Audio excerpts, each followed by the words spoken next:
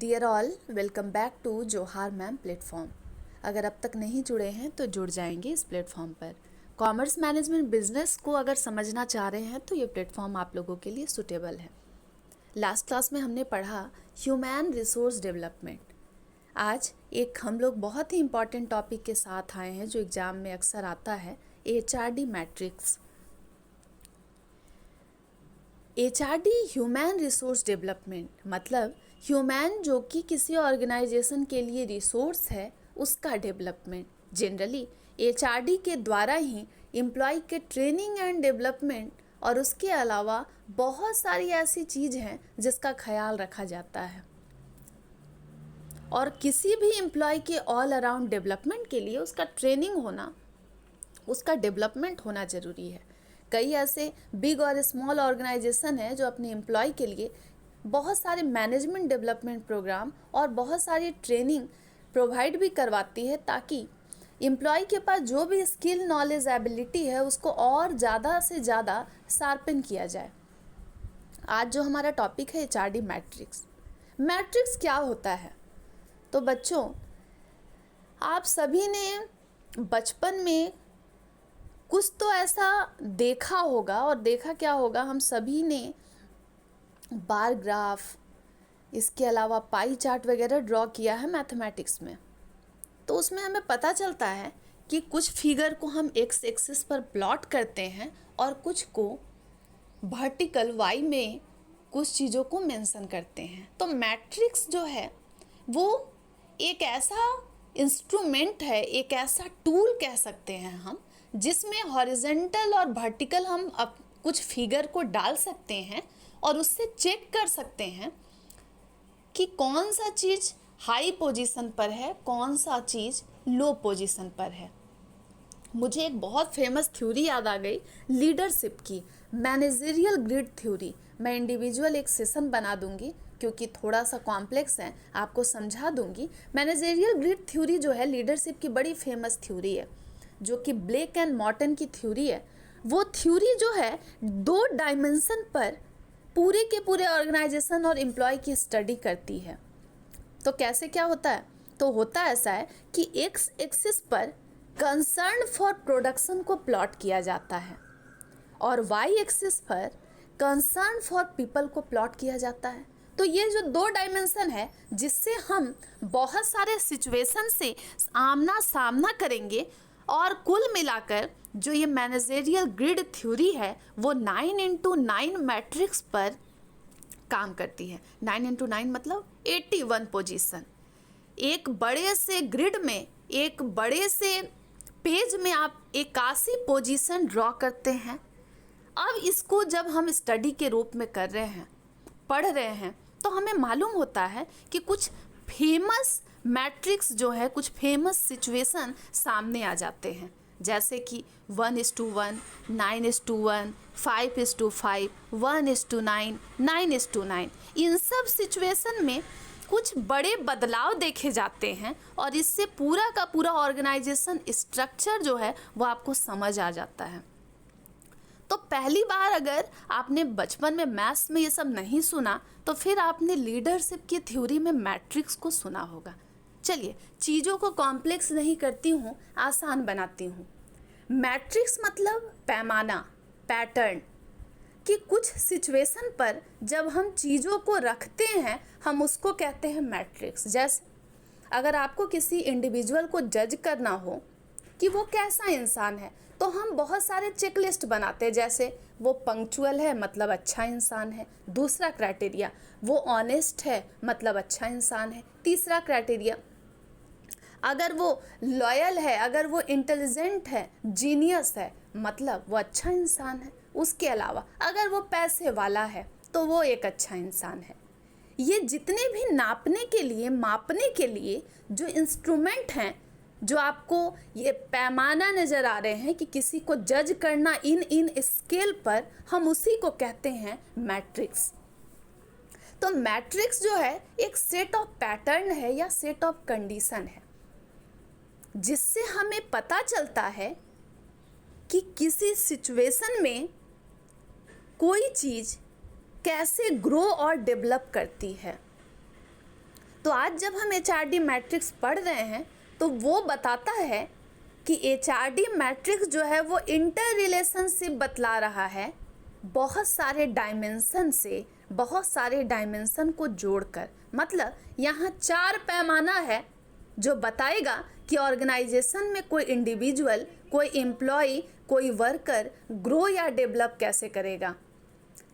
तो आपको दिख रहा होगा कि फर्स्ट लाइन में स्लाइड में कि HRD मैट्रिक्स जो है वो बता रहा है इंटर रिलेशनशिप HRD इंस्ट्रूमेंट के साथ plus processes plus outcomes plus organisational effectiveness. एक बात समझने की है कि instrument I, process P, O for outcome, O for organisational effectiveness. तो हम इसे एक फॉर्मूला की तरह भी पढ़ सकते हैं कि IPOE। एक चीज़ सुनिएगा, मुझे लगता है कि इस टॉपिक को अगर आप पढ़ रहे हैं तो मैं बता रही थी मैनेजरियल ग्रिड थ्योरी। एक बार उस ग्रिड थ्योरी को बहुत ज़रूरी है पढ़ना। 9x9 मैट्रिक्स पर ब्लेक एंड मॉर्टन की थ्योरी मैनेजरियल ग्रिड बेस्ड है, जो बताती है 9x9 का मतलब 81 पोजीशन, 81 जगह छोटा छोटा बॉक्स जो है उस ग्रिड में बनाया गया है। और जब हम उस पूरे के पूरे 81 पोजीशन को बना लेते हैं तो हमारे पास मैनेजरियल ग्रिड थ्योरी बताती है कि 6 ऐसे सिचुएशन आ जाते हैं या 5 सिचुएशन आ जाते हैं जब हमको पता चलता है कि किसी ऑर्गेनाइजेशन में एम्प्लॉयर का कंसर्न पीपल के लिए कितना है और प्रोडक्शन के लिए कितना है। तो उसमें जो जो इक्वेशन है बस मैं थोड़ा सा बता रही हूँ, डिटेल में इस वीडियो में नहीं जाऊँगी। जैसे 1:1, अगर 81 पोजीशन में एक डब्बे में हम लिखते हैं 1:1, मतलब कंसर्न फॉर पीपल 1 है और कंसर्न फॉर प्रोडक्शन 1 है। इसका ये मतलब है कि ऑर्गेनाइजेशन का जो ध्यान है, ना एम्प्लॉयर का जो ध्यान है, ना प्रोडक्शन के लिए ज़्यादा है, ना इंसान के लिए ही ज़्यादा है, जो वर्कर है उनके लिए। उसी तरीके से 9:1 का इक्वेशन है, 5:5 का है, 1:9 कंट्री क्लब भी है और 9:9 भी है। ये तो रहा मैनेजरियल ग्रिड थ्योरी। तो मैट्रिक्स में हम हॉरिजेंटल और वर्टिकल बहुत सारे फिगर को डालते हैं। मैनेजरियल ग्रिड में वो 2 फिगर या 2 कंसर्न हम लोगों ने पढ़ा, जैसे कंसर्न फॉर पीपल और कंसर्न फॉर प्रोडक्शन। आज HRD मैट्रिक्स हम पढ़ रहे हैं तो इसमें हम 4 लोगों का आइडेंटिफाई करेंगे, ये रिश्ता क्या कहलाता है। तो HRD मैट्रिक्स जो है वो इंटर रिलेशनशिप बताती है, दिखाती है किनका किनका।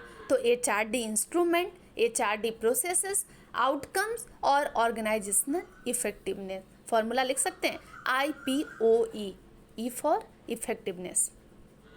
अब पहला सवाल आपका है कि मैम HRD इंस्ट्रूमेंट क्या होता है। इंस्ट्रूमेंट जो है वही वेपन है, वही हथियार है, वही औजार है।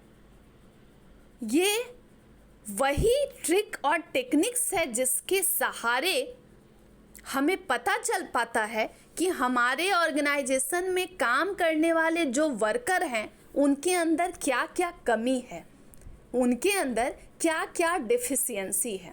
जैसे हमारी बॉडी में अगर वैसा कुछ सिम्टम आने लगा, जैसे कि कई बार ऐसे फीवर चलते हैं, कई बार वायरल इन्फेक्शन होते हैं, तो हमें ब्लड टेस्ट की नीड होती है। क्यों होती है? कि हमें लगातार कंटिन्यू सिम्टम आ रहे हैं कि लगातार 15 दिनों से फीवर है। मलेरिया टेस्ट करा लेते हैं हम लोग, डेंगू, टाइफाइड, बॉडी चेकअप कराते हैं। क्यों बॉडी चेकअप कराते हैं? कहीं ना कहीं बॉडी में ऐसे सिम्टम आ रहे हैं, तभी तो हम बॉडी चेकअप करवा रहे हैं। तो HRD इंस्ट्रूमेंट के जरिए हमें ये पता चलता है, पहले स्टेप से हमें ये पता चलता है कि कहीं ना कहीं डेफिशिएंसी तो है। जैसे ही किसी एम्प्लॉय को हायर किया गया, उसको काम करवाया जा रहा है और उस काम को जो वो परफॉर्म कर रहा है, अगर वो शार्पन नहीं है, वो पॉलिश्ड नहीं है, तो सबसे पहला काम क्या है? तो काम ये है कि उनको ट्रेनिंग में भेज दिया जाए और वहीं से HRD की ज़रूरत होती है। बॉडी में सिम्टम आने लगे तो सबसे पहला काम है कि ब्लड टेस्ट करवा लेंगे, यूरिन टेस्ट करवा लेंगे, बॉडी चेकअप शुरू कर देंगे। क्यों? ताकि पता चल पाए कि कमी क्या है, दिक्कत क्या है, समस्या क्या है, लक्षण क्या है, क्या हो रहा है मुझको। HRD इंस्ट्रूमेंट जो है वो ये बताता है कि हम लोगों के अंदर क्या क्या वैसे डेवलपमेंटल नीड की ज़रूरत है, हम में जो चीज़ भी कमी है उसको पहले डायग्नोस करना, आइडेंटिफाई करना। ब्लड टेस्ट हुआ तो पता लग जाएगा कि क्यों आ रहा है कंटिन्यू फीवर। अब जैसे ही ऑर्गेनाइजेशन में कोई इंडिविजुअल एम्प्लॉय काम करता है तो वहाँ पर जो हायर अथॉरिटी है उसको मालूम पड़ जाता है कि कौन कितना पानी में है। वो आपके काम के साफ सफाई में ही नज़र आ जाता है। तो HRD इंस्ट्रूमेंट के सहारे अगर पता चल रहा है कि कोई बीमार हो गया है तो फिर हमें उसकी काउंसलिंग करनी होगी। हमको उसको रोल जो भी उसे काम दिया गया उसको एनालिसिस करने की ज़रूरत है। अगर फ्यूचर में हमें देखना है कि अगर सामने वाले में पोटेंशियल है तो फिर उसको डेवलप करना है, जैसे कि पूत का पाँव पालना में दिख जाता है। ट्रेनिंग रिक्वायर्ड है मेरे एम्प्लॉय को। कम्युनिकेशन पॉलिसीज, इसमें यह होता है कि अगर कोई इंट्रोवर्ट आ गया हो, एम्बीवर्ट आ गया हो ऑर्गेनाइजेशन में, जो बहुत कम बोलता हो, जो लोगों से कम्युनिकेट नहीं कर पा रहा, उनके लिए भी बहुत सारी चीज़ें हैं हमारे साथ। अगर मालूम हो रहा है कि एक ही काम कर करके जिस न्यू एम्प्लॉय को हायर कर रहे हैं तो हम लोग उस समय जॉब रोटेशन का भी सहारा ले सकते हैं। काम मोनोटोनस नहीं रहेगा, चेंजेस आएंगे, रिवॉर्ड दिया जा सकता है, जॉब को चैलेंजिंग भी कर सकते हैं, कुछ एक्स्ट्रा इनपुट भी ऐड करा सकते हैं, जॉब एनरिचमेंट भी किया जा सकता है। लेकिन हाँ, HRD इंस्ट्रूमेंट जो है आपके पास ज़रूरी नहीं है कि हर ऑर्गेनाइजेशन में ये सारी चीज़ें होती ही हो। हर ऑर्गेनाइजेशन जो है अपने एम्प्लॉय की बीमारी को पता नहीं करता है। हर इंसान, हर इंडिविजुअल जो भी किसी भी संस्था में काम कर रहा है, अगर सबकी डायग्नोसिस हो जाती तो आज हर ऑर्गेनाइजेशन बेस्ट ऑर्गेनाइजेशन होता। लेकिन ये डिपेंड करता है कि आपका ऑर्गेनाइजेशन का साइज क्या है। अगर किसी ऑर्गेनाइजेशन में कुल मिला के 15 लोग काम कर रहे हैं तो उनके पास आप सोच सकते हैं कि वो किस स्थिति में है। लेकिन अगर 500-600 एम्प्लॉय काम कर रहे हैं तो फिर आप सोच सकते हैं कि कितना बड़ा ऑर्गेनाइजेशन है और मेरे पास इतने सारे टूल हैं, वेपन है। इन सब के सहारे अगर हमको मालूम हो रहा है कि मेरा एम्प्लॉय काम नहीं करता है तो हम उसकी मदद कर सकते हैं। हमें मालूम लग जाएगा कि भाई ये नौकरी में आ तो गया है लेकिन ये बहुत सारे इसके लिए हमें डेवलपमेंटल इसकी नीड नज़र आ रही है। ये हर चीज़ में इक्वली शार्प नहीं है, हर चीज़ इसको नहीं समझ आ रहा है, तो फिर हमें इसके प्रति थोड़ा सा ध्यान देने की ज़रूरत है। और किया भी जाता। आप देखते हैं क्लास में जो बच्चे वीक होते हैं थोड़े पढ़ने में तो टीचर बोलते हैं आगे आके बैठो, जो हो रहा है मन में पूछो। टीचर उस पर बार बार कंसर्न करते हैं। तो एम्प्लॉयर भी सबसे पहले HRD इंस्ट्रूमेंट का सहारा लेता है। क्यों? वैसे लोगों को ढूंढता है, वैसे एम्प्लॉय को ढूंढता है जिसको सच में ट्रेनिंग की ज़रूरत है। जो हायर तो हो गया पर फ्रेशर है बेचारा, ज़्यादा कुछ सीखा नहीं, उसके पास बहुत ज़्यादा तजर्बा नहीं है, लाइफ का एक्सपीरियंस नहीं है। तो HRD इंस्ट्रूमेंट वैरी करता है ऑर्गेनाइजेशन के साइज से भी। ज़रूरी नहीं कि हर ऑर्गेनाइजेशन में जितना लिस्ट मैंने लिख के रखा है वो सारा सुख सुविधा मिलता ही हो। पर हाँ, अगर आपको मालूम हो गया एक बार ब्लड टेस्ट में कि आप बीमार हैं तो फिर फ़ायदा इसी में है कि जल्दी से जल्दी उस डेफिशिएंसी को ठीक करें, नहीं तो दिक्कत होगा। अब जैसे ही ब्लड टेस्ट हो गया, हम ट्रेनिंग में चले गए तो हमारे बॉडी में बहुत सारे चेंजेस शुरू हो गए। ब्लड टेस्ट हो गया, पता चल गया बीमारी तो है। अब बीमारी के बाद ट्रेनिंग में भेजा भी गया है हम लोगों को, हम काम करना सीखने भी लगे। तो अब हमें अपनी पर्सनालिटी में दूसरा है HRD प्रोसेस, चेंजेस दिखेगा। तो वो कैसा चेंज होगा?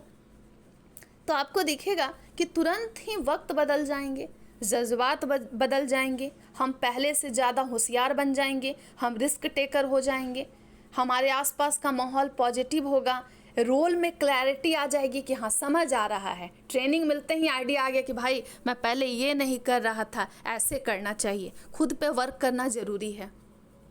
दूसरी बात, परफॉर्मेंस प्लानिंग होगी, कल क्या करना है कुछ नया, उसके लिए हम पहले से ही प्लान भी करेंगे।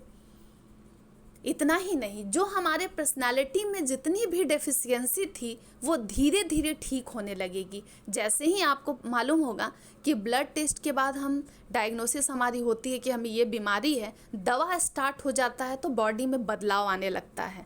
कई बार आप और फुर्तीले होने लगते हैं, तुरंत फीवर डाउन हो जाएगा, आप उधम मचाने लगेंगे, यहाँ वहाँ भागने लगेंगे, काम करने लगेंगे। उसी तरीके से जैसे ही ट्रेनिंग डेवलपमेंट हो रहा है, HRD इंस्ट्रूमेंट का हमने यूज कर लिया, फिर HRD प्रोसेसेस में आपको नज़र आता है कि आप पहले से ज़्यादा कॉम्पिटेंट बन जा रहे हैं, योग्य बन जा रहे हैं।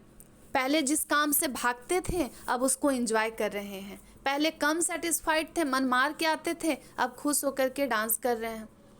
पहले अपने ऑर्गेनाइजेशन के लिए अच्छा नहीं सोचते थे, सबको बद्दुआ देते थे, लेकिन जैसे ही ट्रेनिंग डेवलपमेंट हुआ खुद में एक कॉन्फिडेंस आया, मोराल बूस्ट हुआ, मोटिवेटेड फील करने लगे। अब जब इतना कुछ हो गया तो थर्ड स्टेज है आउटकम का, HRD आउटकम।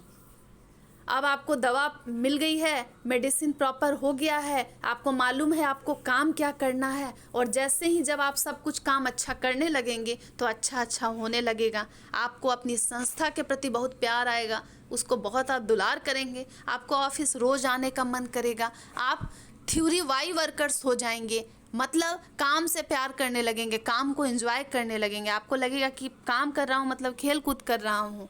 आपको अपने वर्क इन्वायरमेंट में चेंजेस दिखेंगे। जैसे ही दवा कंप्लीट हो जाता है डोज, तो वो चीज़ आपके पर्सनालिटी में झलकने लगती है। पहले आप सुस्त थे, अब फुर्तीले हो जाएंगे।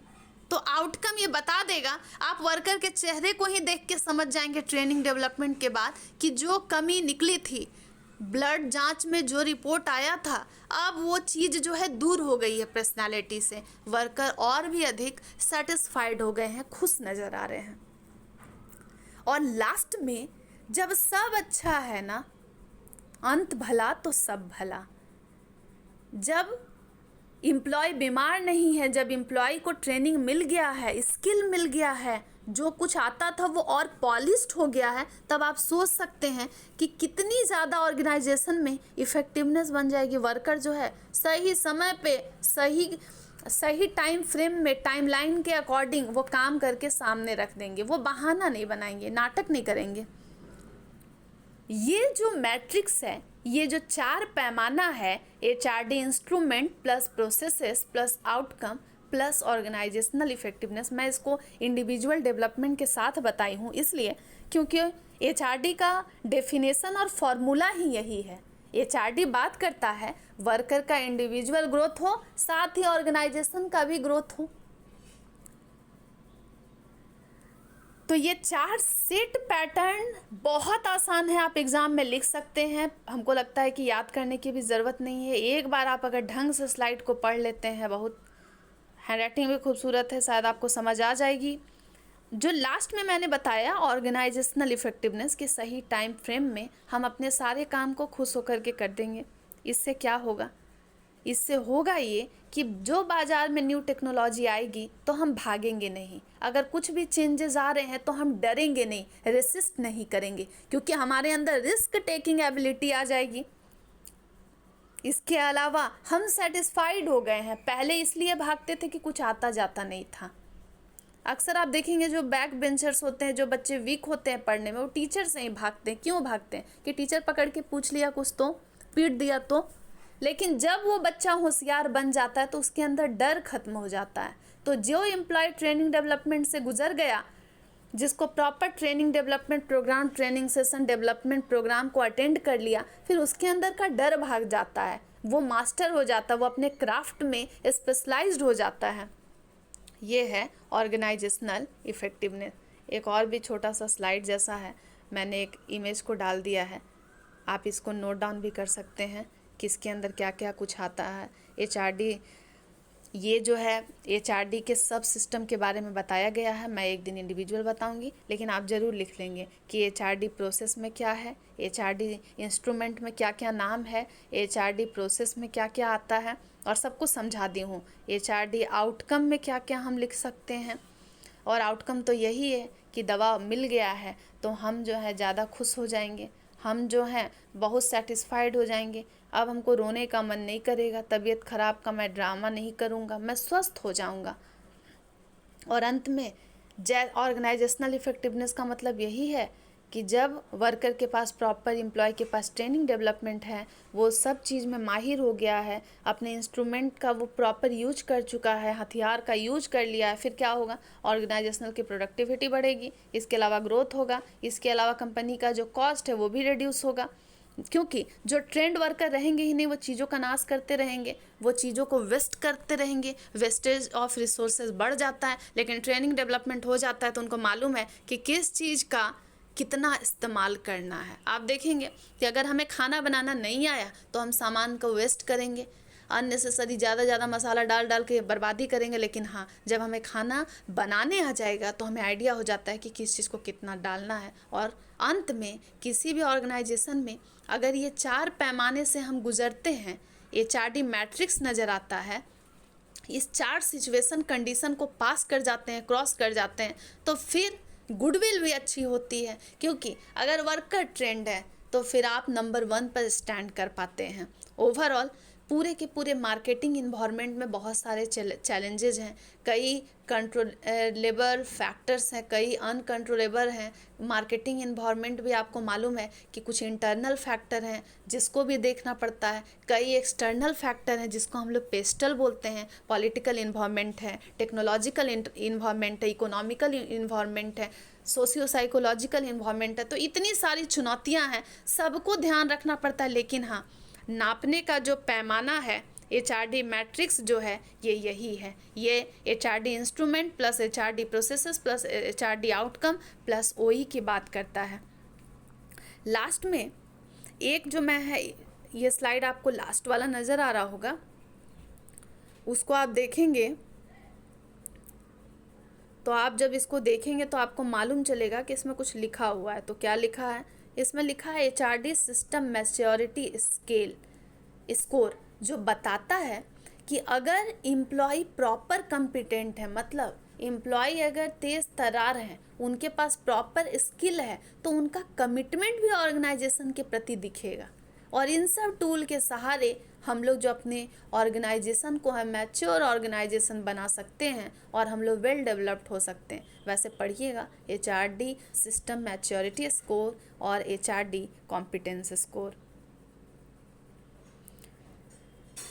एग्ज़ाम में चाहें तो आप इन सब चीज़ों को लिख सकते हैं, बहुत ईजी है, बहुत आसान है, मैंने इतना बता दिया है। लेकिन हाँ, इस चीज़ को आप जब समझेंगे तो मैंने मैनेजरियल ग्रिड का एक एग्जाम्पल लिया है कि 81 पोजीशन में बहुत सारा कंडीशन है, उसके तहत हम ये डिसाइड करते हैं कि पूरा का पूरा ऑर्गेनाइजेशन किस तरीके से चलता है और लोगों की क्या सोच है।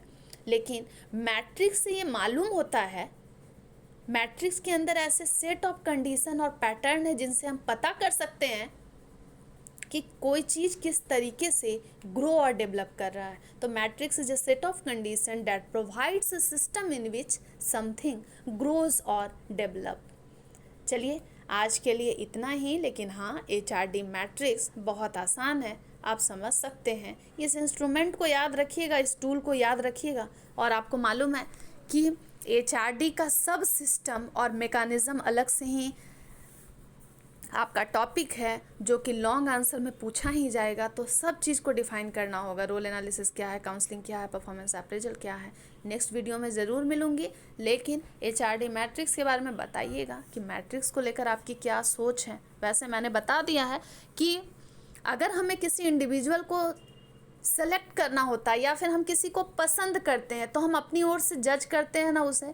जैसे कि हम चाहते हैं कि मेरा जो दोस्त है वो बहुत तेज़ हो, तो पहला क्राइटेरिया कि वो तेज़ होना चाहिए, दूसरा कि वो देखने में भी ठीक हो, अच्छा लगे, दूसरा क्राइटेरिया है कि उसका लुक भी मैटर करता है, तीसरा वो ऑनेस्ट हो, वो लॉयल हो, तीसरा क्राइटेरिया ये है। उसी तरीके से ये 4 क्राइटेरिया है, 4 सेट ऑफ कंडीशन है, 4 पैटर्न है जिससे HRD मैट्रिक्स होता है। मतलब इन सभी कंडीशन में आपको ग्रो होना, डेवलप होना सिखाया जाता है। और इन चारों का जो है एक लिंक है, इनका जो रिश्ता है सब जुड़े हुए हैं, भाई भाई हैं, एक भी बिछड़ना नहीं चाहिए, तभी बात बनेगी। अन्य अपडेट के लिए आपको जुड़ना है सिर्फ जोहार मैम के साथ।